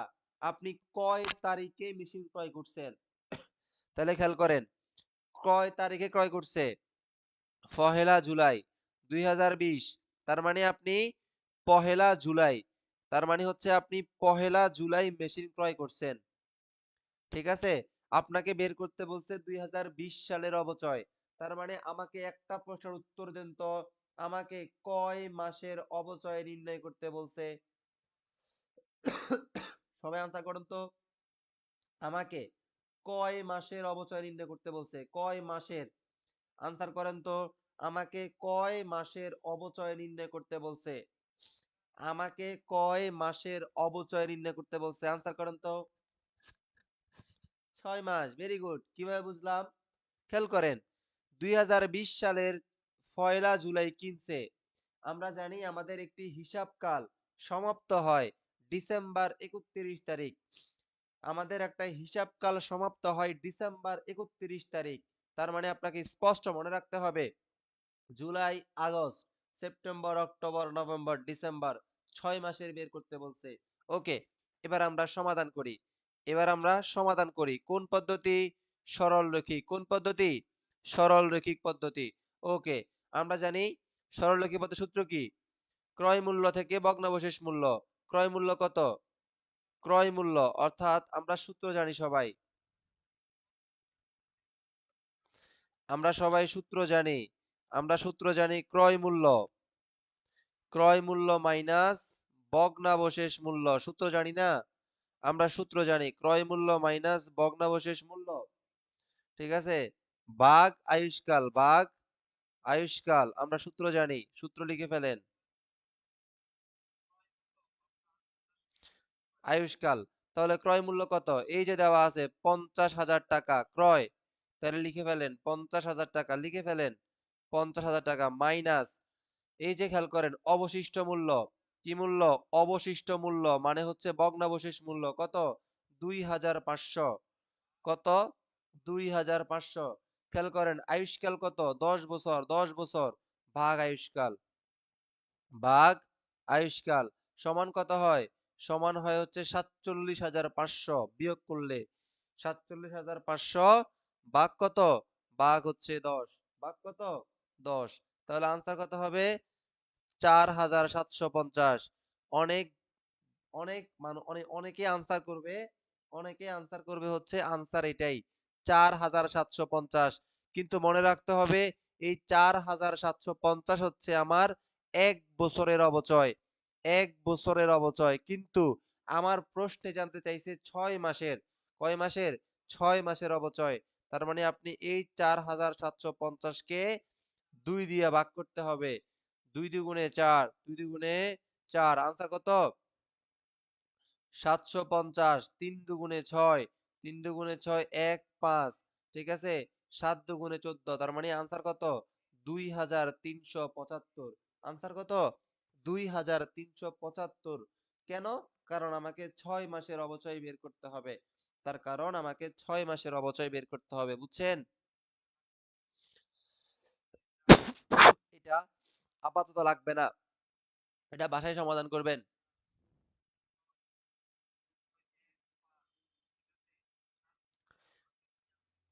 এটা মোস্ট ইম্পর্টেন্ট। এটা সমাধান করি আমরা। আমরা এটা সমাধান করি। ঠিক আছে? কি বলছে? আমাদেরকে বলছে যে দ্বিতীয় বছর কোন পদ্ধতি? ক্রমহ্রাসমান। কোন পদ্ধতি? ক্রমহ্রাসমান পদ্ধতি। কি বলছে? দ্বিতীয় বছরের অবচয়। দ্বিতীয় বছরের অবচয় কত টাকা? ওকে, তাহলে আমি একটা কথা লিখছিলাম, অবচয় ক্রমহ্রাসমান পদ্ধতিতে। ক্রমহ্রাসমান পদ্ধতিতে। ক্রমহ্রাসমান পদ্ধতিতে অবচয় হার। অবচয় হার বাধ্যতামূলক। অবচয় হার বাধ্যতামূলক। আপনার এটা লাগবেই লাগবে। অবচয় হার বাধ্যতামূলক। ওকে, তাহলে প্রথম কাজ কি? প্রথম কাজ হচ্ছে আপনাকে অবচয়ের হার বের করতে হবে। প্রথম কাজ কি? প্রথম কাজ হচ্ছে আপনাকে অবচয়ের হার বের করতে হবে। সূত্র কি? 200 ভাগ আয়ুষ্কাল পড়াইছি না, যে 200 ভাগ আয়ুষ্কাল। ওকে, তাহলে আপনি ভাগ করেন 200। আয়ুষ্কাল কত? আয়ুষ্কাল হচ্ছে এই যে আয়ুষ্কাল, আয়ুষ্কাল 4, তাহলে 4 দিয়ে ভাগ করেন, তাহলে 4 5 20, আনসার হচ্ছে 50%। এটা কি? এটা হচ্ছে অবচয়ের হার, যেটা বাধ্যতামূলক। ওকে, অবচয়ের হার যখন আমি নির্ণয় করছি, এবার আমি অবচয় নির্ণয় করব। অবচয় নির্ণয় করব ক্রমহ্রাস মানে প্রথম বছরের অবচয়। প্রথম বছরের অবচয়ের সূত্র কি? সূত্র হচ্ছে ক্রয় মূল্য। সূত্র হচ্ছে ক্রয় মূল্য ইনটু পার্সেন্টেজ। ক্রয় মূল্য ইনটু পার্সেন্টেজ। তো ক্রয় মূল্য কত দেওয়া আছে? ক্রয় মূল্য কত দেওয়া আছে ভাই? ক্রয় মূল্য দেওয়া আছে আমার 5 লক্ষ টাকা। কত দেওয়া আছে? 5 লক্ষ টাকা। খেয়াল করেন, পরিবহন খরচ কত দেওয়া আছে? পরিবহন খরচ দেওয়া আছে 50। তাহলে 5 লক্ষ আর 50, 5 লক্ষ 50। সংস্থাপন খরচ 20,000, তাহলে 5 লক্ষ 70। 5 লক্ষ 70 কেন? কারণ মনে রাখতে হবে, একটি সম্পদের সবকিছু যোগ করে আমরা কি পাই? অর্জন মূল্য অথবা মোট মূল্য পাই। কত? 5,70,000। ক্লিয়ার?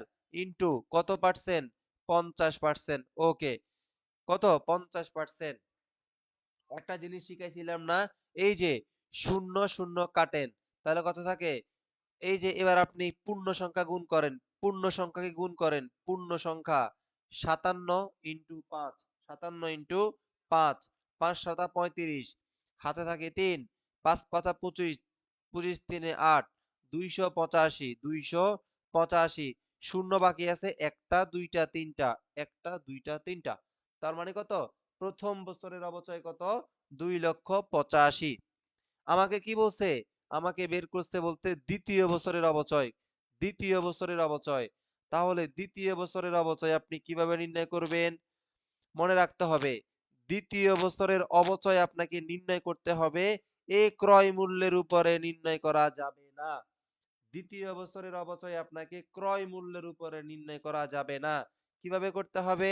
খেয়াল করেন, আপনি প্রথম বছরে যে ক্রয় মূল্য লিখছেন, এক কথায় হচ্ছে আপনাকে বই মূল্যের উপরে অবশ্যই ধরতে হবে। এক কথায় হচ্ছে আপনাকে বই মূল্যের উপর অবশ্যই ধরতে হবে। কার উপর ধরতে হবে? এক কথায় হচ্ছে আপনাকে বই মূল্যের উপর অবশ্যই ধরতে হবে। কার উপর ধরতে হবে? বই মূল্যের উপর। বই মূল্য, বই মূল্য, বই মূল্য ইনটু পার্সেন্টেজ। এখন কথা হচ্ছে ভাইয়া, বই মূল্য কিভাবে নির্ণয় করব? সূত্র লিখেন। বই মূল্য, বই মূল্য হচ্ছে ক্রয় মূল্য, ক্রয় মূল্য মাইনাস পুঞ্জীবিত অবচয়।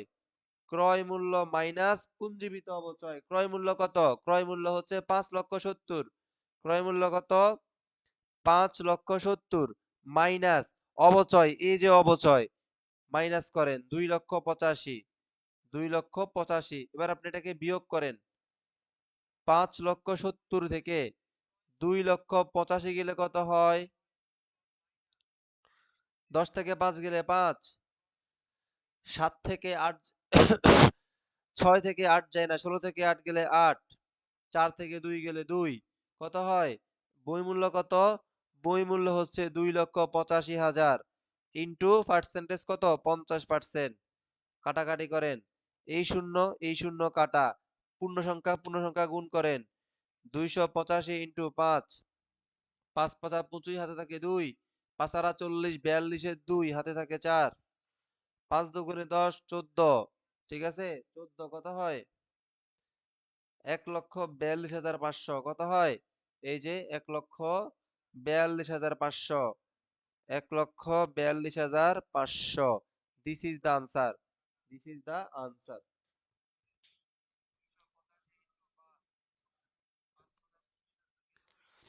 বুঝছেন? এই আমার কথা ক্লিয়ার সবাই? সবাই কি আমার কথা বুঝছেন? এই বি নাম্বার প্রশ্নটা কি ক্লিয়ার কিনা বলেন তো? এই ক্লিয়ার কিনা? এই বি নাম্বারটা কি ক্লিয়ার কিনা?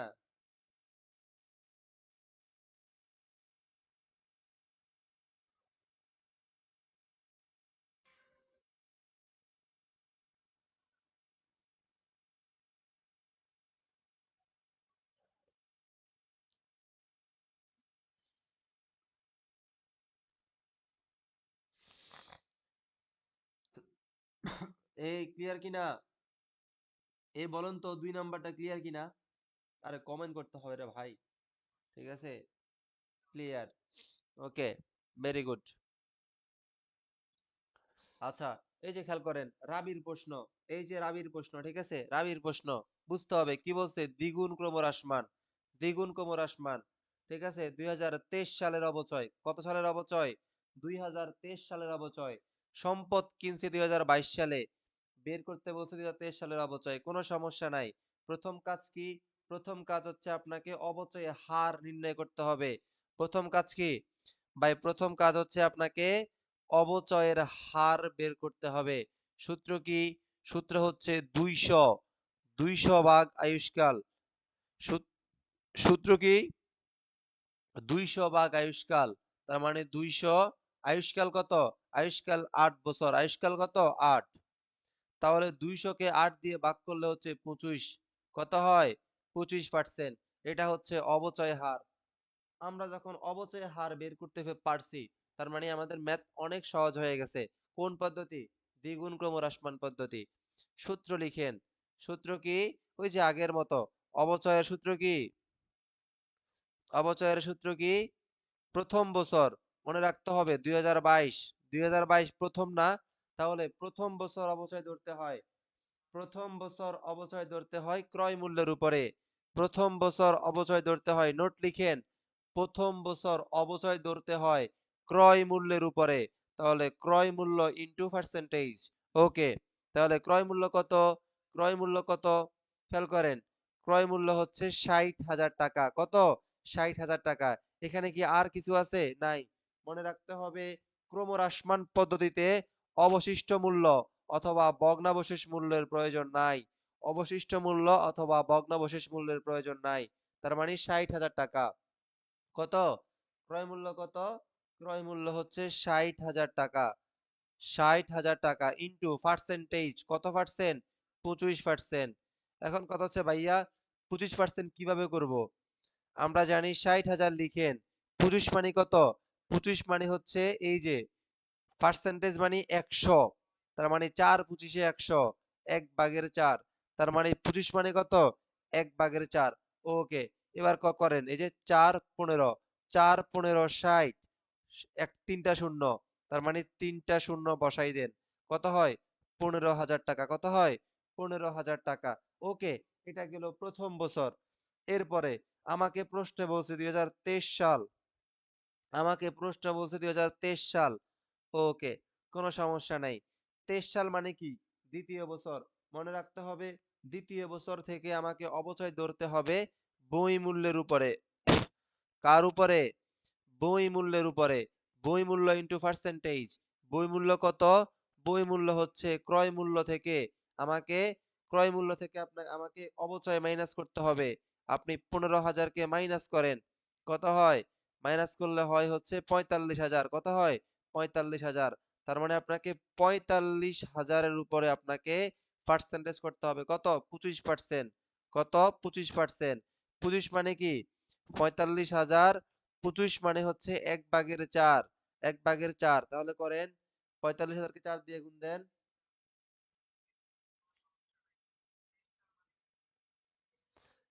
45,000 কে 4 দিয়ে গুণ দেন, হয়ে গেছে।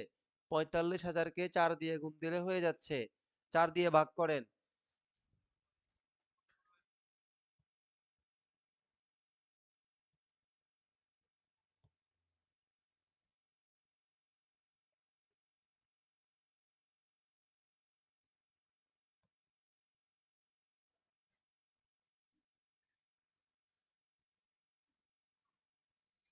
আনসার কি? 11,250 টাকা হয় না? এই যে আনসার কি? 11,250 টাকা হয় না? অবশ্যই 11,000 কত হয়? 250 টাকা হয়। কত হয়? এই যে খেয়াল করেন 45,000 ভাগ কত? 4। কত? 4। এই যে খেয়াল করেন 4 12 4 11 কত? 4 11 44 লিখেন। 4 11 44। 1 আর আপনি শূন্যগুলাকে নামাই দেন। তাহলে কত? 4 দুগুণে এই যে 2 দুইবার যায়। 4 দুগুণে 8। তাহলে 11 2 দিয়ে কয়টা অপশন আছে? 11 আর 2 দিয়ে কয়টা অপশন আছে? এই যে 11 আর 2 দিয়ে একটাই অপশন আছে, তার মানে এটাই आंसर। 11 আর 2 দিয়ে লাস্ট।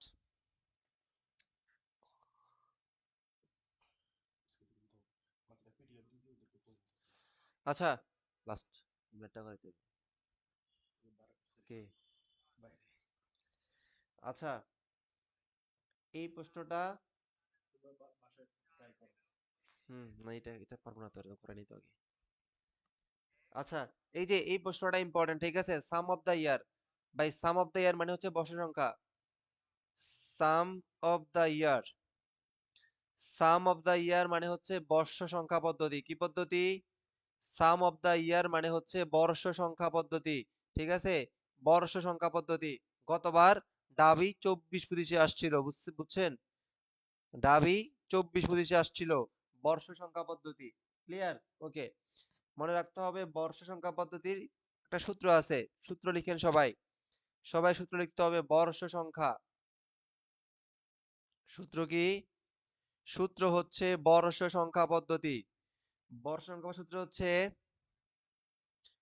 আগের মতো ক্রয় মূল্য মাইনাস অর্জন মূল্য, ক্রয় সরি ভগ্নাবশেষ মূল্য, ক্রয় মূল্য মাইনাস, ক্রয় মূল্য মাইনাস ভগ্নাবশেষ মূল্য,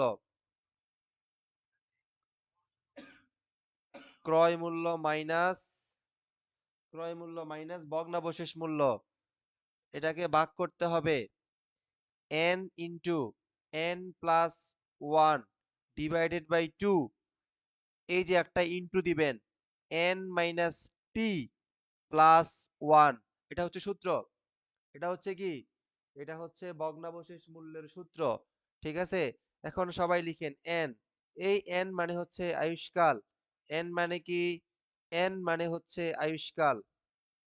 টি, টি মানে হচ্ছে সময়। কোন সময়? আপনাকে যেই বছরের বের করতে বলবে, এই যে বলছে না সপ্তম বছর, তার মানে টি মানে হচ্ছে বছর। টি মানে কি? বছর। আপনি লিখতে পারেন সময়। টি মানে হচ্ছে বছর বা সময়, ঠিক আছে? তাহলে এটা হচ্ছে সূত্র। সূত্র কি? যে ক্রয় মূল্য মাইনাস ভগ্নাবশেষ মূল্য divided by n into n plus 1 divided by 2 into n minus T plus 1। এটা হচ্ছে সূত্র। ওকে, সূত্র যতই কঠিন হোক ম্যাথ কিন্তু ততই সহজ। খেয়াল করেন কি বলছে, সূত্রটা এবার আপনি অ্যাপ্লাই করেন। প্রথম কি লাগবে? প্রথম লাগবে হচ্ছে ক্রয় মূল্য। খেয়াল করেন ক্রয় মূল্য কত? 60,000 টাকা। বসান ক্রয় মূল্য 60,000 টাকা। লিখলাম 60,000 টাকা লিখলাম। ওকে, মাইনাস ভগ্নাবশেষ মূল্য কত আছে বলেন তো? এই যে উদ্ধার মূল্যের আরেকটি নাম কি? ভগ্নাবশেষ মূল্য। কত আছে? 5,000 টাকা। লিখেন 5,000 টাকা। লিখলেন 5,000 টাকা। ওকে, এরপরে এরপর হচ্ছে মেইন কাজ। আমরা লিখলাম না n ইন্টু n প্লাস 1, লিখলাম না যে n into n plus 1। n মানে কি ভাই? n মানে হচ্ছে বললাম না যে আয়ুষ্কাল, তার মানে হচ্ছে 10। আয়ুষ্কাল কত? এই যে লিখেন 10। 10 লিখলেন 10। মনে রাখতে হবে এই যে ইন্টু 10 এর পরবর্তী সংখ্যা কত? 10 এর পরবর্তী সংখ্যা হচ্ছে 11। এই 11 লিখবেন। এই কথাটার মানে হচ্ছে এটা। এই যে n ইন্টু n প্লাস 1 এর মানেই হচ্ছে আয়ুষ্কাল যতই হোক না কেন তার পরবর্তী সংখ্যা লিখবেন। তাহলে এখানে আয়ুষ্কাল কত? 10। এর পরবর্তী সংখ্যা কত? 11 লিখছেন। লিখে আপনি এটাকে ভাগ করবেন। কি করবেন? এই যে সূত্রের 2, এই সূত্রের 2 দিয়ে আপনি ভাগ করবেন। করছেন, করার পরে এবার কি? এই যে n মানে কত? n মানে আয়ুষ্কাল কত? 10। n মাইনাস টি, টি মানে কি? কত বছরের অবচয় বের করতে বলছে। এই যে খেয়াল করেন টি মানে কি? 7 না? এই যে সপ্তম বছর না? তাহলে আপনি সপ্তম বছরকে মাইনাস করবেন। তাহলে n মাইনাস টি তার মানে 7 প্লাস কত? সূত্রের 1, সূত্রের 1। তাহলে আপনি সূত্রের 1 দিয়ে কি করবেন? যোগ করবেন। তাহলে 60 থেকে 5 গেলে কত? 60 থেকে 5 গেলে 55। 60 থেকে 5 গেলে কত? 55। ওকে, এবার খেয়াল করেন এই যে 10 11 কত? 10 11 হচ্ছে 110। কত? 110 ডিভাইডেড বাই 2, ডিভাইডেড বাই 2। আমরা জানি ভাগ করলে কত হবে? ভাগ করলে হবে 55। আপনি আপনি 55 দিয়ে ভাগ করবেন, আপনি 55 দিয়ে ভাগ করবেন। ভাগ করে ইনটু 10 থেকে 7 গেলে কত? 3 যোগ ১ সমান কত? ৪ না? তার মানে আপনি কি এখানে কত হবে? ৪ হবে না? ৪ সমান হচ্ছে ৪। সমান হবে কত? ৪। ওকে। এবার আপনি কাটাকাটি করেন। ৫৫ একে ৫৫ তার মানে ১০০০। তার মানে কত? ১০০০। ১০০০ কে যখন আপনি ৪ দিয়ে গুণ দিবেন কত হবে? ৪০০০। তার মানে আনসার কত? ৪০০০। Most important. যারা বুঝেন নাই রেকর্ড করে বুঝে নেবেন। ঠিক আছে? আজকে আমাদের এই পর্যন্তই ক্লাস। আমাদের অবচয়ের আরো একটি ক্লাস থাকবে সেটা হচ্ছে আগামীকাল। আগামীকালকে না, আগামীকালকে আমার একটা ইয়ে আছে, অর্থাৎ ওই যে পার্টি আছে। সো আগামীকালকে আমাদের ক্লাস অফ থাকবে। ঠিক আছে? এই যে আপনি ভুল করলেন না, সাবিকুন নাহার ভুল করলেন না? এই যে ৩০০০ কেমনে হয়? ৪০০০ হবে আনসার। অর্থাৎ আমাদের আগামীকালকে হচ্ছে আমাদের ক্লাস অফ থাকবে। আগামীকালকে অর্থাৎ আমার ক্লাস অফ থাকবে আরকি, অ্যাকাউন্টিং। আমার ক্লাস কালকে হবে না।